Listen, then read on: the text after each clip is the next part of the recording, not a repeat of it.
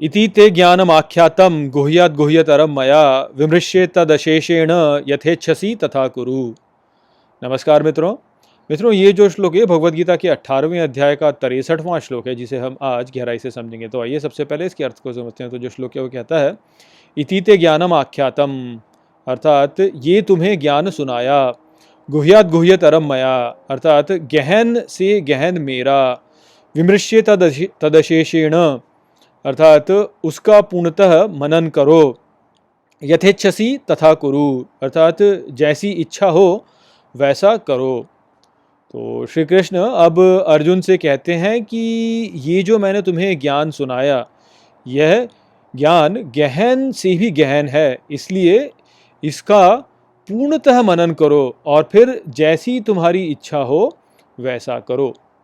तो श्री कृष्ण के इस कथन में स्पष्ट रूप से देखा जा सकता है कि वे अर्जुन को पूर्व निर्धारित नियमों के अनुसार कार्य करने के लिए नहीं कह रहे हैं, अपितु वे अर्जुन को अपनी इच्छा अनुसार कर्म करने की स्वतंत्रता दे रहे हैं।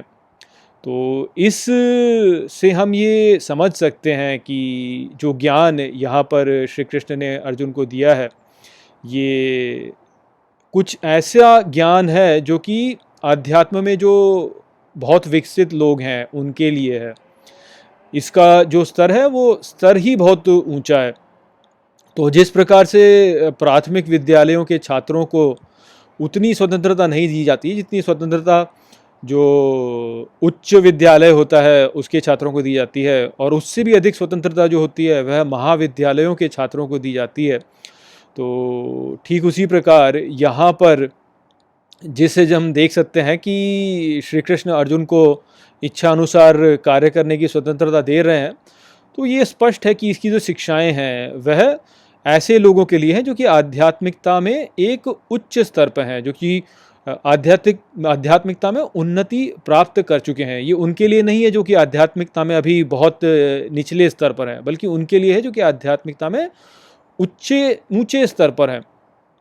तो श्री कृष्ण यहाँ कर्म करने की स्वतंत्रता वास्तव में इसलिए दे रहे हैं क्योंकि जब कोई व्यक्ति भगवद गीता की शिक्षाओं को स्पष्ट रूप से समझता है और उनके अनुसार अपना जीवन जीता है, तो उसने अपना मन ईश्वर को समर्पित कर दिया होता है, और इस प्रकार उसका मन और ईश्वर का मन एक ही हो जाते हैं, अर्थात ईश्वर उसके मन के द्वारा अपने कार्य कर रहा होता है। तो इस प्रकार का जो व्यक्ति होगा उसकी इच्छा और प्रभु की इच्छा जो है वह समान ही होगी। तो जो कुछ भी ईश्वर करना चाहता है भक्त भी वह ही करना चाहता है। तो इस प्रकार से हम देख सकते हैं कि ईश्वर जो है वह अपने भक्त को स्वतंत्रता देगा कि भाई तुम्हारा जैसा मन करे वैसा तुम करो, क्योंकि तुम अब इतने विकसित हो चुके हो कि तुम्हारे मन में जो विचार आएगा वह सीधे मुझसे आएगा, और क्योंकि तुम समर्पण कर चुके हो तो अपने अहंकार को बीच में नहीं लेकर के आओगे, और क्योंकि अपने अहंकार को बीच में नहीं लेकर के आओगे तो जो मैं करवा रहा हूँ वह ही तुम कर दोगे। तो तुम्हारी जो इच्छा होगी और जो मेरी इच्छा होगी वह एक ही होगी। तो ये एक बहुत उच्च स्तर है आध्यात्मिकता का। किंतु यहाँ पे आप ध्यान रखिए कि यह स्वतंत्रता केवल तभी प्राप्त की जा सकती है जब भक्त ने पूरी श्रद्धा के साथ एक लंबे समय तक ये जो ज्ञान है इस पर मनन किया हो।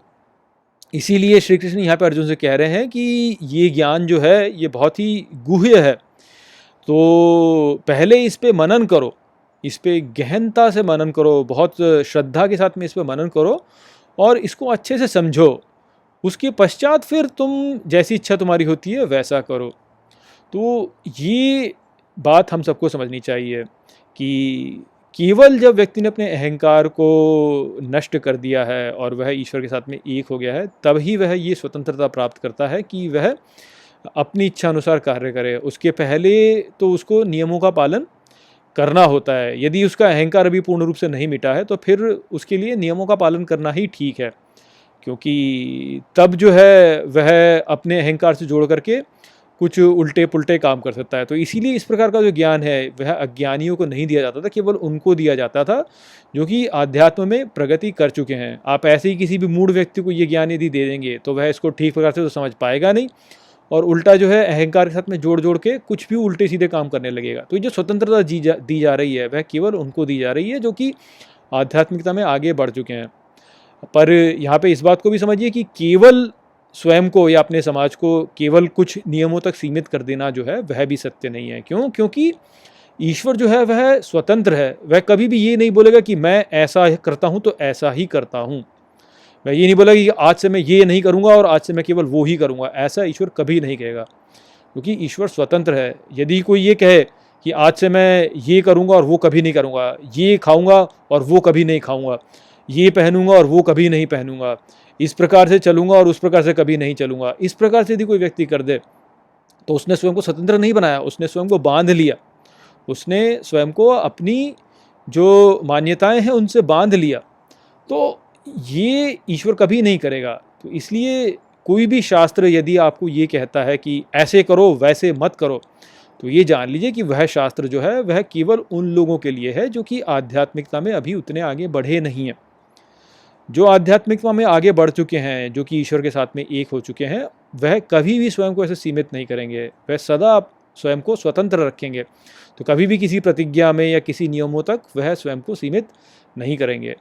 तो ये जो नियम होते हैं ये मूल रूप से उनको दिए जाते हैं जो कि अभी आध्यात्मिकता में बढ़े नहीं हैं आगे। और इसमें समस्या क्या होती है कि ये जो नियम होते हैं ये ईश्वर उस समय के अनुसार प्रदान करता है कि मेरे इस समय के अनुसार जो है जो मुझसे नहीं जुड़ पाया वो इस प्रकार से कर ले।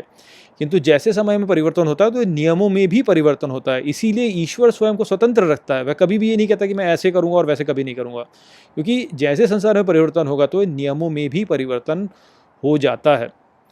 तो यदि कुछ सहस्र वर्ष पहले कोई शास्त्र ऐसा लिखा गया है जिसमें कि कुछ नियमों का पालन करने को कहा गया है आपको, तो इसका अर्थ ये नहीं है कि अब वो यानी आज से करोड़ों वर्ष आगे तक भी वह वैसा ही रहेगा। वैसा नहीं है, उन नियमों में परिवर्तन हो जाएगा।